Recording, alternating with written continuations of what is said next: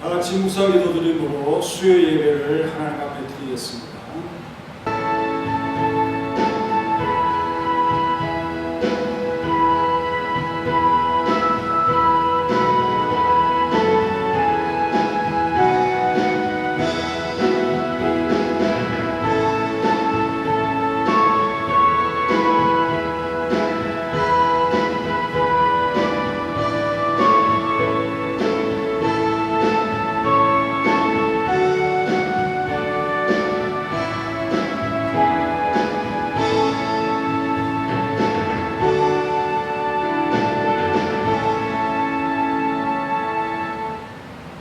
하나님, 오늘도 이 시간 주님 앞에 우리가 엎드리며 예배합니다. 주를 사랑하는 성도들이 이 시간을 기억하면서 예배할 줄로 믿사오니 유튜브 방송을 보면서 사모하는 마음으로 주의 전에 함께 거한다는 공동체 의식으로 또 우리의 신앙의 핵심적인 가치들을 공유함으로 오늘 시간 함께 예배하는 진리의 교회가 되도록 역사하여 주옵소서. 우리가 존재하는 의미를 잘 깨닫게 하시고 하나님 앞에 영광 돌리기 위한 우리의 삶을 바쳐 드릴 수 있도록 우리 모든 성도의 삶을 주관하시고 섭리하여 주시고 또 우리 모든 성도들의 삶을 지켜주시고 보호하시고 함께해 주옵시며 이 모든 상황 속에서도 굳건히 믿음을 지켜가며 하나님 앞에 영광 돌릴 수 있는 성숙한 신앙인들이 다 되어줄 수 있도록 역사하여 주옵소서. 예수님의 이름으로 기도하옵나이다. 아멘. 찬송가 249장 하겠습니다.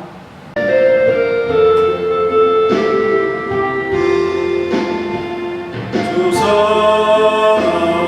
사랑하는 자가 찬송할 때에 그 보좌 앞에 눌러서 그 보좌 앞에 눌러서 영광 돌리세 영광 돌리세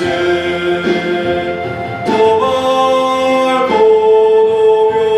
도묘한 시온 성향하여 가세 그 주의 찬란한 성에 찬송하며 올라가세 주 믿지 않는 자가 찬송 못하나 하나님 자녀 된 자들 하나님 자녀 된 자들 기쁨 전하세 그 기쁨 전하세 그 맑고 도묘한 시은 성향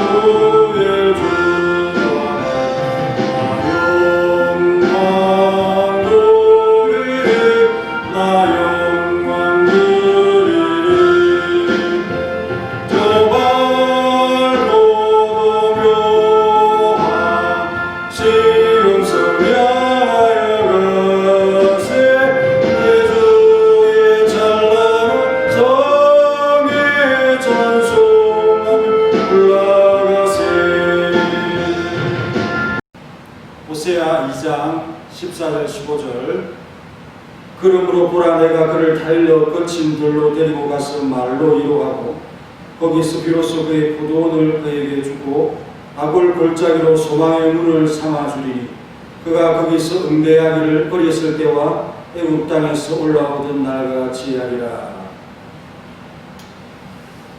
위로와 소망의 하나님이라는 제목으로 14절에서 23절까지의 말씀을 생각을 해보겠습니다.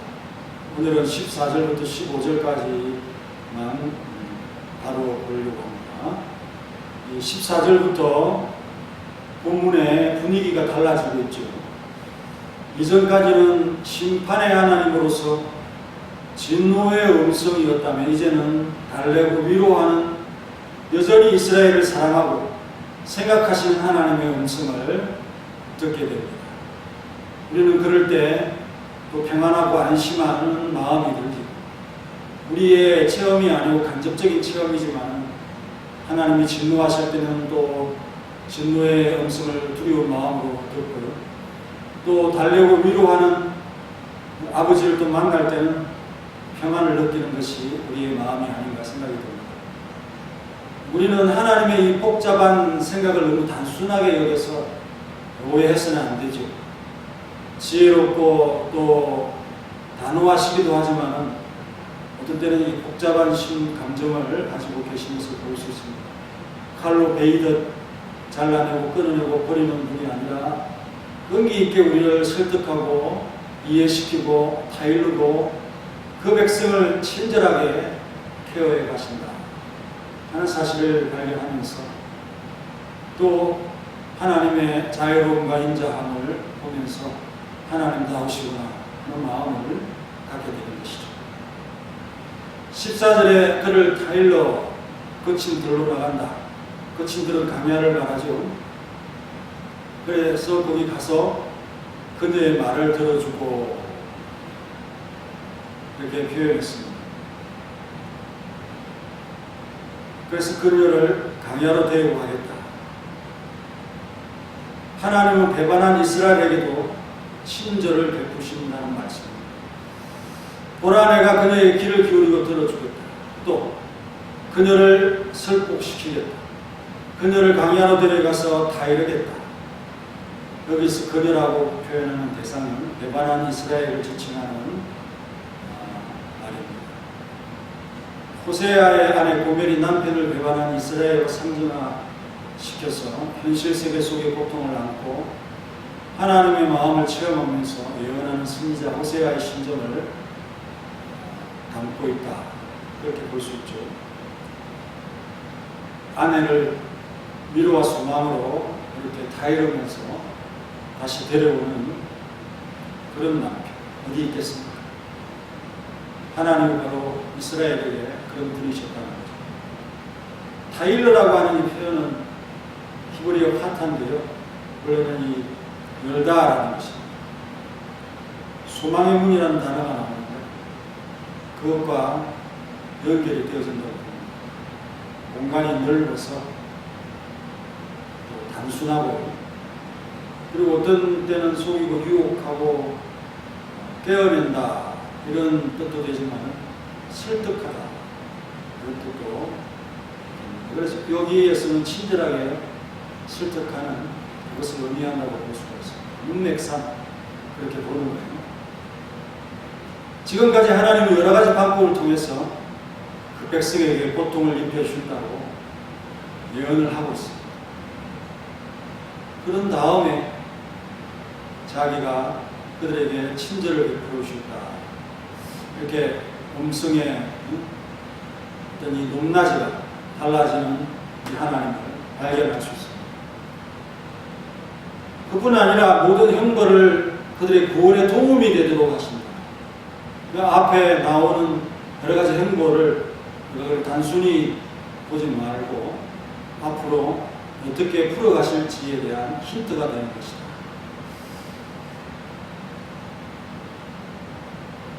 그래서 그들의 병을 치료하는 약이 되도록 그들의 형벌이 구원에 도움이 되도록 이끌어 가시는 하나님을 발견하게 됩니다. 하나님께서는 반역적이고 완고한 백성에게도 무엇이 옳은지를 가르쳐 주시고 설득하시고, 빗나간 자식도 끝까지 부르고 설득하는 것이 부모의 심정 아니겠습니까? 하나님도 우리에게 그렇게 해주신 것입니다. 하나님께서 그 백성을 강야로 인도하여 들어갈 때 그 일이 일어날 것이라고 지금 말씀을 하고 있습니다. 이것은 일종의 새롭게 함을 지나는 과정이라고 볼 수 있습니다. 또한 앞에 나온 형벌의 문장의 처지가 바뀌는 것과 분명히 관련이 되어져 있다. 출애굽과 강야를 지나서 가나안 땅으로 들어가는 것이 언제나 이스라엘을 치유하고 약속을 무르익게 하시는 하나님의 방법이고 방편이시라는 사실을 절대로 잊지 말아야 합니다.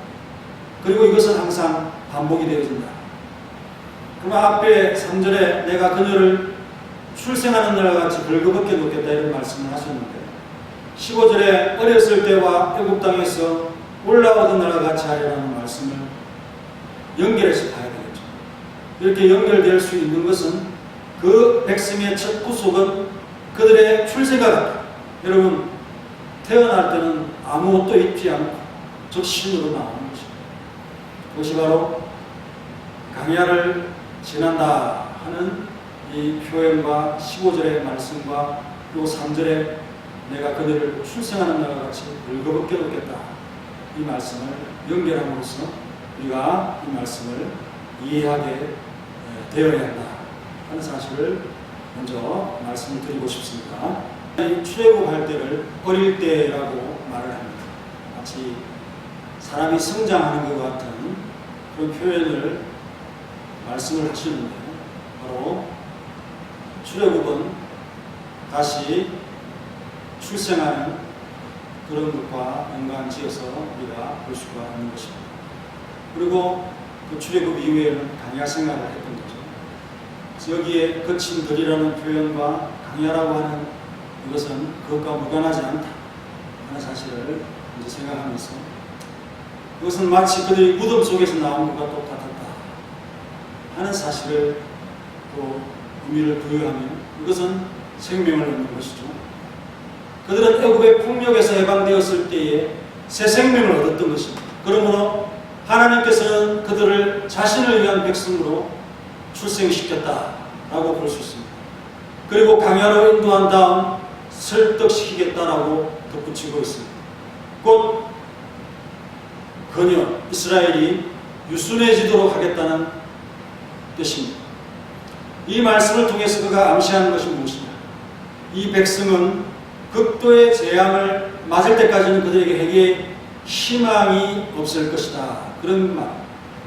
왜냐하면 형벌이 소극적이었다면 그들의 패역함이 고쳐지지 않았을 것이기 때문입니다. 그래서 이 9절에서 하나님은 그 백성이 강야로 끌려가기 전에는 곧 그들에게서 그의 나라와 희생제사와 그들의 모든 재산이 박탈되기 전까지는 그들이 악행을 줄게 하지 않을 것이고 악행이 종식되지 않을 것이다 하는 예고를 하시는 말씀과 동일한 뜻입니다.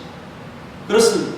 그들은 자기들이 정상적인 음식을 빼앗기고 적막한 강야로 추방되어 모든 것들이 결핍됨으로써 압박을 받고 또 극도의 기갈과 허기가 그들을 죽음으로 이어가기 전까지는 여로보암의 시대인 것이죠. 부자의 시대요 평안의 시대요, 또 나라의 국경이 넓어지고 전쟁에 승리하고 아무런 어려움이 없고 이 시간이 계속될 것 같고 이스라엘은 강대하고 하나님은 없어도 될 것 같고 하는 이런 마음을 느끼는 시대라고 하는 사실, 오늘 물질 만능의 시대와 동일합니다. 그들을 죽음으로 위협하기 전에는 그들의 악행이 변화되지 않을 것이라고 말씀하시는 것과 같은 것이죠. 그러므로 그 백성의 경미한 형벌은 아무런 효과가 없을 것이다. 지금까지 많이 해오신 하나님이신 것이죠. 왜냐하면 그들의 완악함은 가볍거나 일반적인 대책을 통해서는 부드럽게 될 수 없는 완고한 것이기 때문에 그렇게 치료가 되어지고 회개가 일어날 수 없다는 사실을 하나님께서는 오랜 시간 동안 그들의 기회를 주므로 알만한 자는 다 알게 되어지고, 이것은 정말 치료할 수 없는 고질적인 병이다. 어떤 특별한 과정을 겪지 아니하면 이스라엘은 돌이킬 수 없다는 사실을 뜻있는 자나 선지자들은 다 알고 있었습니다.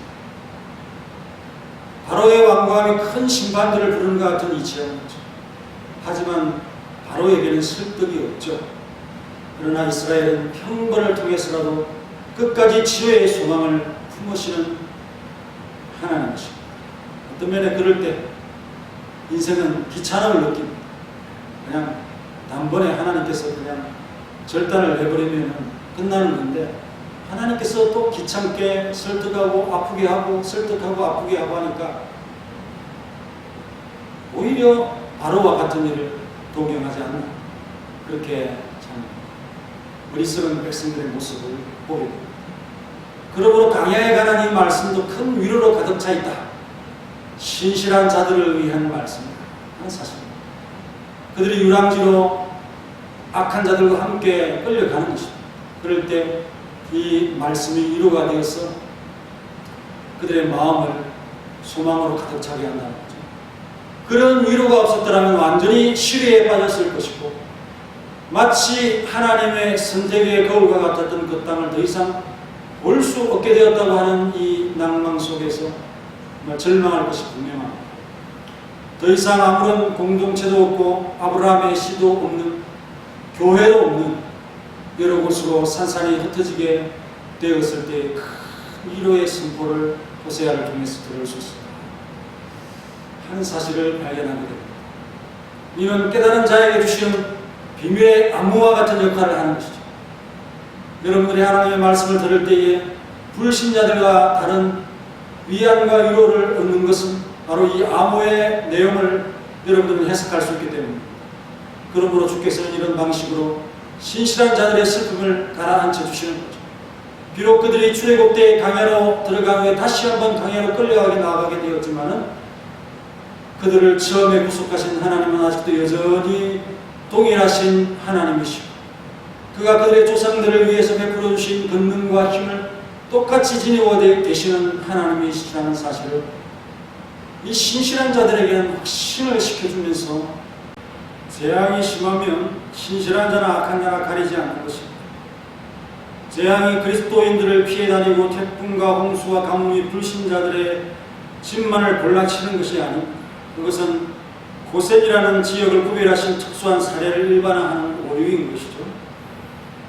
북이스라엘 심판을 당하면 거기에 있던 소수의 신실한 자들도 아무리 그들이 정의롭고 공의롭게 살고 신실하고 예배를 동경하며 하나님께 때로는 이생의 제사를 드리면서 살았다 할지라도 함께 망하여 끌려가는 것이고 죽음을 당하는 것 하는 사실을 우리는 결코 잊지 말아야 합니다.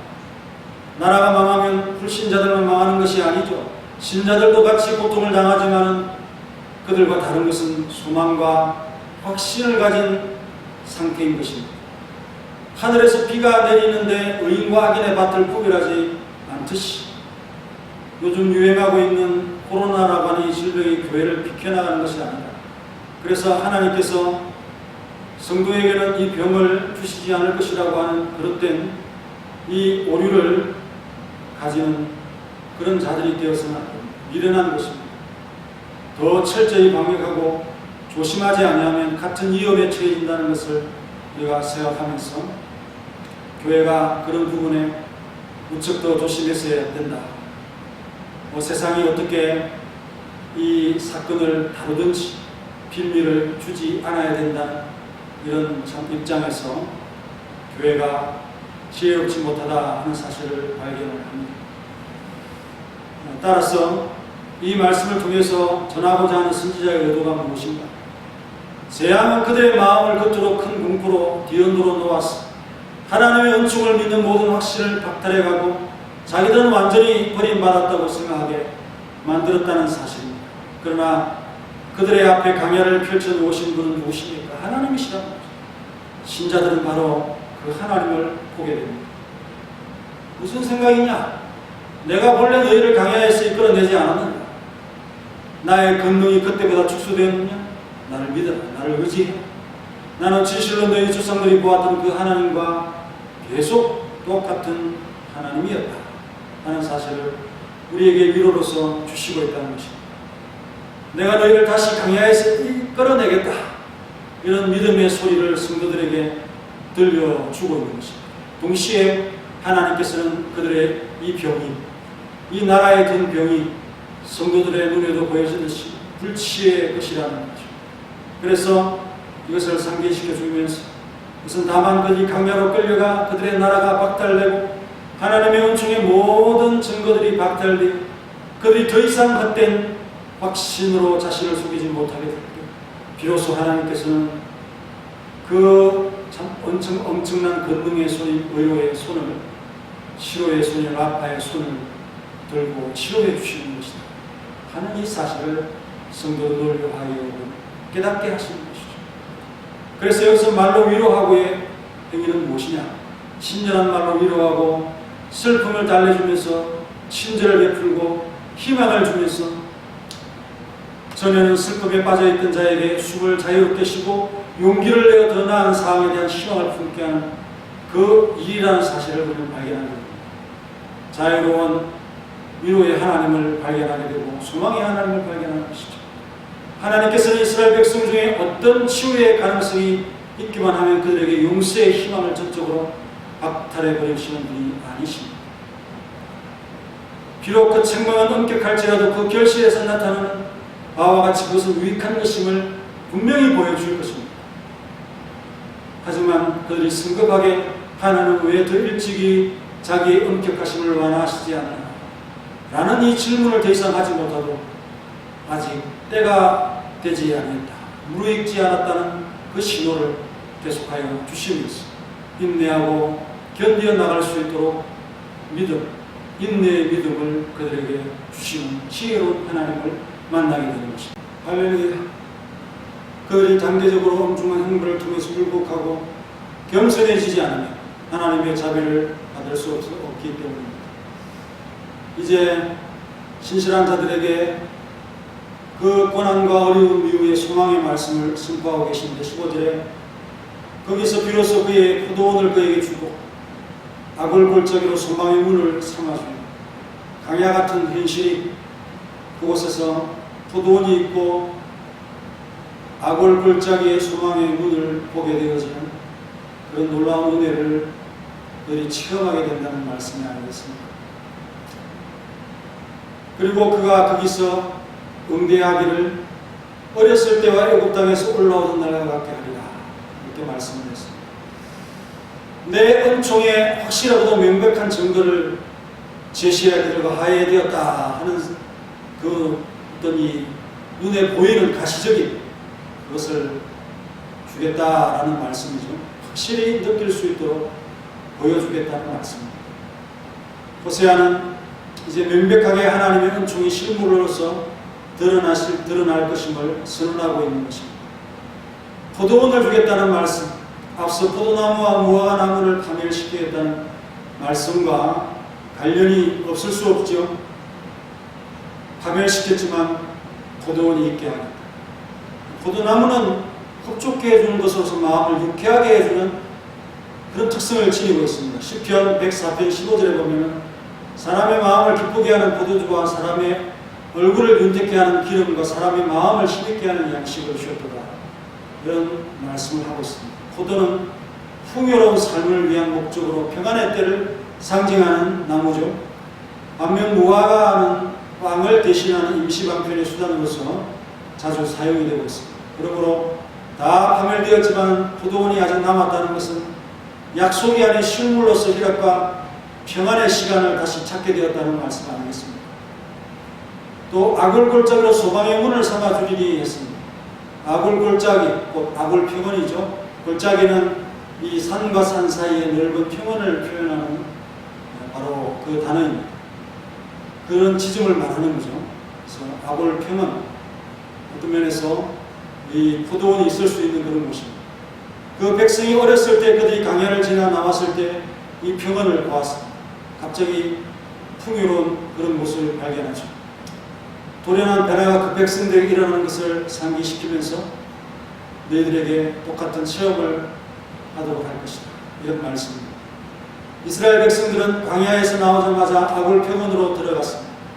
그곳은 비옥하고 즐겁고 포도나무가 잘 재배되는 곳이었습니다.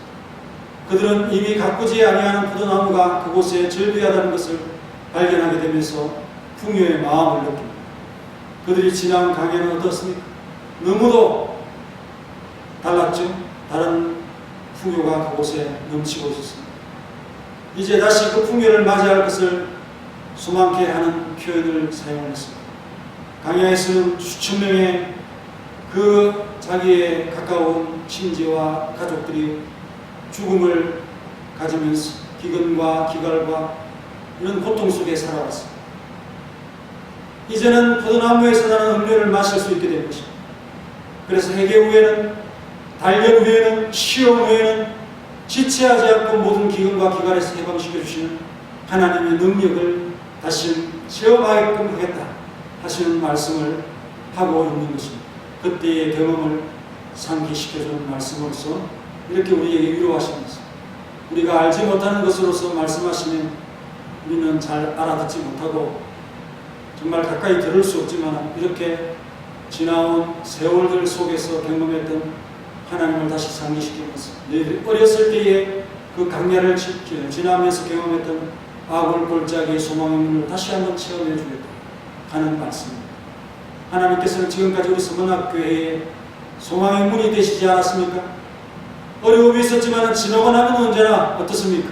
우리 곁은 하나님이 계셔서 위로해 주시고 소망의 문고 열려진 문으로서 생명의 공기를 다시금 호흡할 수 있도록 하게 하십니다.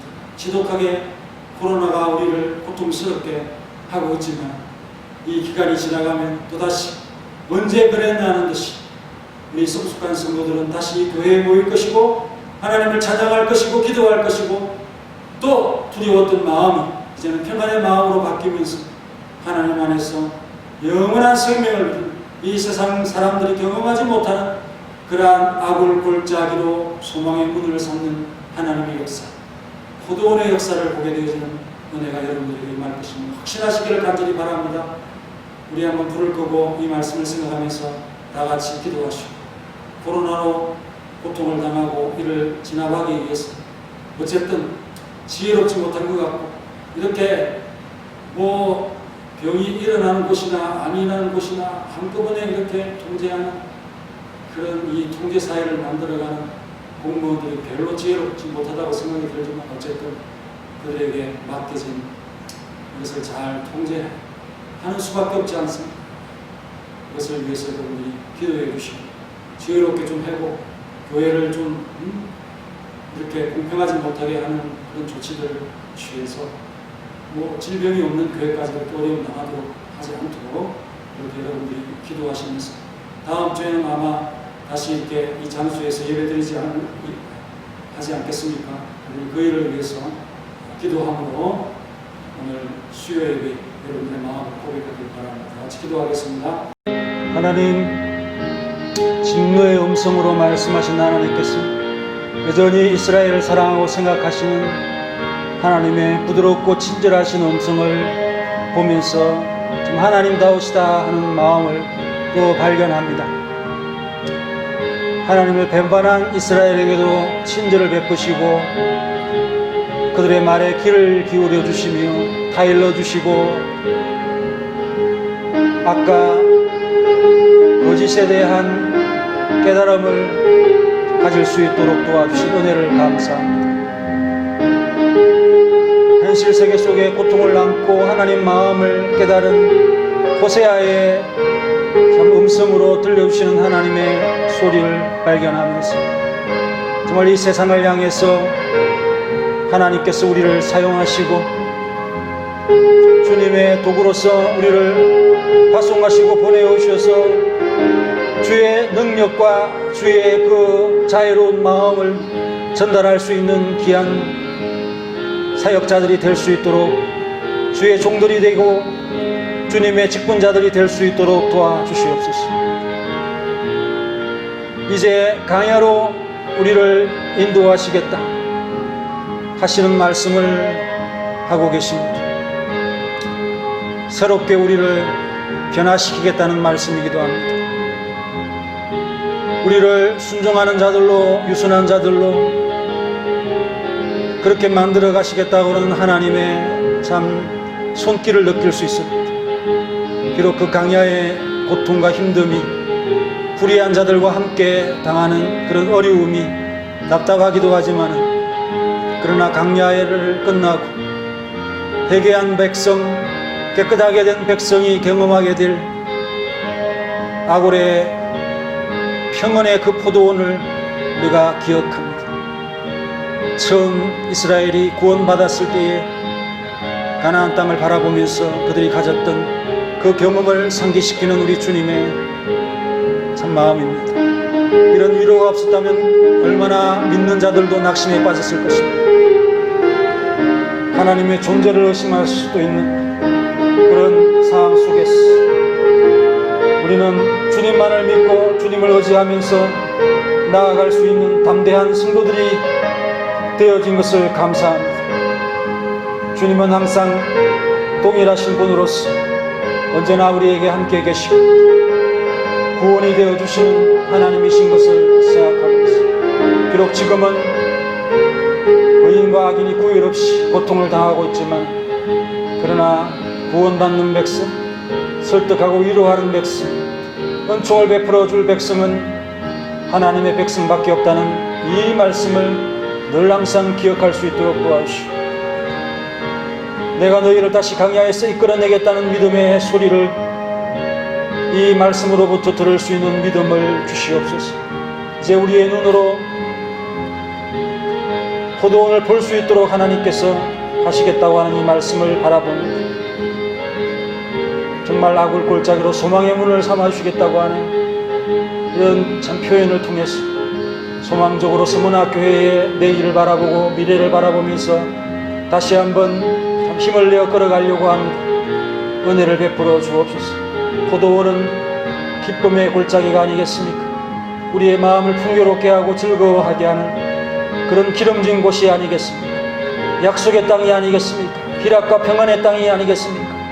그런 참 생명의 공기를 다시 마시는 평안의 시간을 우리에게 주시겠다고 하시는 그런 말씀이 아니겠습니까? 열려진 소망의 문을 바라봅니다. 넓게 보게 하시고 깊게 보게 하시고 참 보내시려고 하는 하나님의 그 땅을 바라보면서 우리 열심히 달려갈 수 있는 귀한 믿음의 사람들이 되게 하옵소서.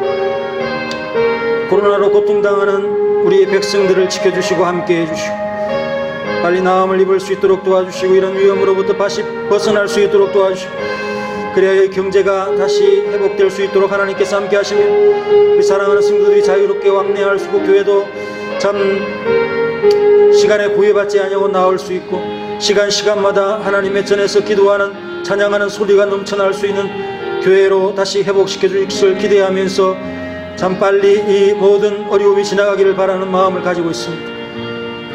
더욱 철저히 교회가 방역 조치를 취하면서 불신자들에게 빌미를 잡히지 않도록 지혜로움을 가지게 도와주시고 또한 이것을 참 통제하고 있는 정부 당국에 지혜로움을 주셔서 어려움을 당하지 않아야 될, 피해를 입지 말아야 될 그런 모든 것은 참 교회들이 한꺼번에 같은 취급을 받는 이런 일들이 없도록 하나님 지혜를 허락하시고 지혜로운 통제를 할 수 있도록 도와주옵소서. 그 힘과 방역의 권한을 너무 크게 사용하는, 그래서 신앙의 자유까지 어떤 면에 이렇게 제한 조치를 하는 그런 일들이 벌어진 것 같은 이런 상황을 맞이합니다. 그렇지만 이 모든 것들이 하나님 이런 시험들을 통과하도록 하는 교회에 주신 그런 광야와 같은 시간인 것을 우리가 고백하면서 더욱 하나님의 은혜를 사모하고 이러한 것도 베푸시는 하나님, 이러한 상황도 만드시는 하나님, 그러나 동일하신 하나님이시므로 우리에게 자비를 주시는 또 자비로운 마음을 가지시는 궁극적으로 우리를 사랑하시는 하나님이심을 절대 의심치 아니하고 담대하게 이 시험의 기간을 잘 통과할 수 있는 우리 모든 성원학교의 성도들이 될 수 있도록 도와주시옵소서. 예수님의 이름으로 기도합니다. 495장 찬양하겠습니다. 495장.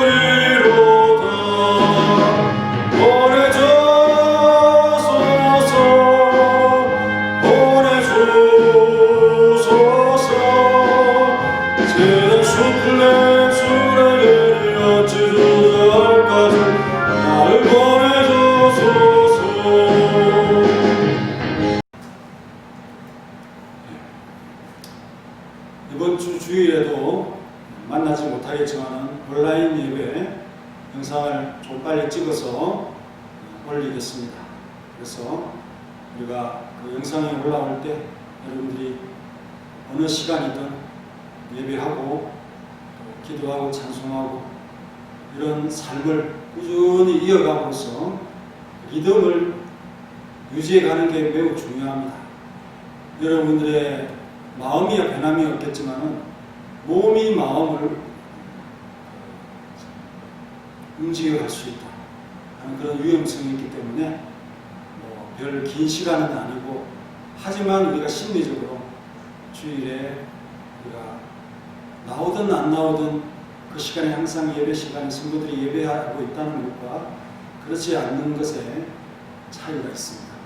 그래서 그것을 위해서 온라인 예배를 여러분들이 영상을 그렇게 활용해 주시고, 또 온라인으로 활동하고 퀴즈를 내고 이런 것에 여러분들이 참여해서 마음의 끈은 항상 성전 중심에 두는 것에 여러분들이 지혜를 가지시기를 바라면서 재미로 즐거움으로 또 성경 공부한다는 마음으로 참여해 주시면 감사하겠고, 이번 주가 지나는 수요일에는 소수의 성도지만 늘 항상 예배하러 나오는 성도들은 마스크를 쓰고 또 자리도 이렇게 하고 들어오시면서 열 체크도 하시고 이렇게 해서 또 간단히 예배 드리고 방역을 유의하면서 또 이 완전히 코로나가 없어지기까지 언제인지는 모르지만 조심해서 주의하고 예배를 드리고, 다시 이렇게 예배를 금지하는 이런 상황을 교회가 스스로 초래하지 않도록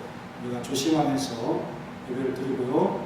다음 달에는 헌신 예배가 정상적으로 그렇게 될 것 같지는 않지만은 그래도 한 셋째 주 정도에는 헌신 예배를 또 드릴 수 있는 그런 기회가 오기를 간절히 바라면서 오늘 수요 예배 여러분들이 함께 예배 드리게 됨을 감사하고, 여러분들과 또 인터넷을 통해서 교제하는 것에 대해서 큰 기쁨을 가집니다.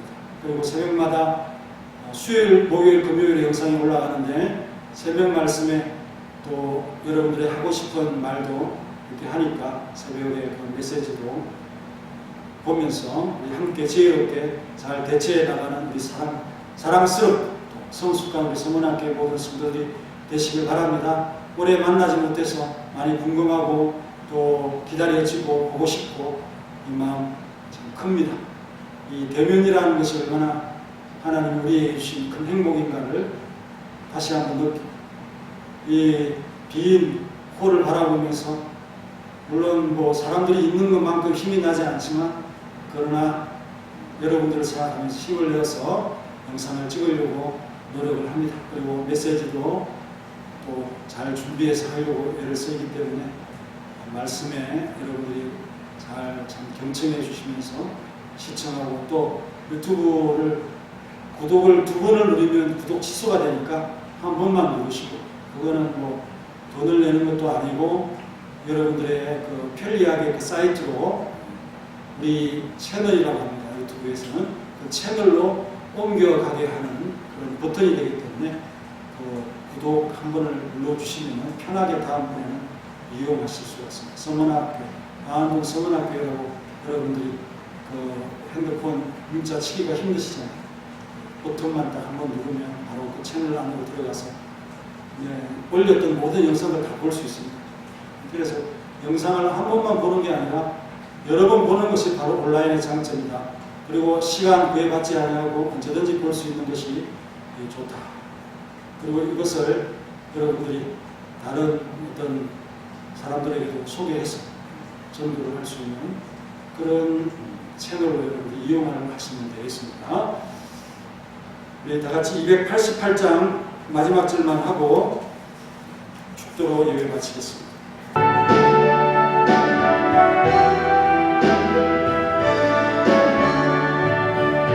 주 안에 기쁨 누리므로 마음이 번가히 잔잔하니 세상 나라는 강도 덮고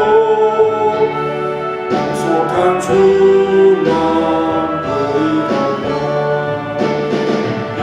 이것이 나의 간증이요 이것이 나의 찬송일세 은하 사는 동안 끊임없이 주를 찬송하리로다. 이제는 우리 구주 예수 그리스도의 은혜와 독생자 주신 놀라우신 하나님의 사랑, 성령님의 교통하심, 기억한 이스라엘 백성을 향하여 호세아 선지자를 보내어 그들의 잘못을 지적하고 그들의 형벌을 말씀하면서 강야의 산 이후에 다시 포도원을 주시고 소망의 문을 열어주시겠다고 하는 신실한 자들을 향하신 하나님의 위로와 소망을 받은 모든 성원학교의 성도들 머리 위에 가정이 되오니 이제로부터 영원히 함께 있을지어다.